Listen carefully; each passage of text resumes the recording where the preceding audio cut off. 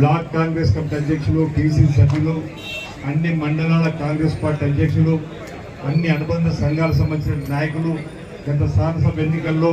మన ప్రభుత్వం రావడానికి కృషి కలిపినటువంటి ప్రతి ఒక్క కార్యకర్తకు, అదేవిధంగా పాత్రికేయ మిత్రులందరూ కూడా హృదయపూర్వకమైనటువంటి నమస్కారాల సందర్భంగా తెలియజేస్తూ 10 సంవత్సరాల భారతీయ జనతా పార్టీ ప్రభుత్వ వైఫల్యాన్ని ఎప్పటికప్పుడు ఈ దేశంలో కాంగ్రెస్ పార్టీ ఎండగడుతూ పేదల ప్రచారం నిలబడ్డటువంటి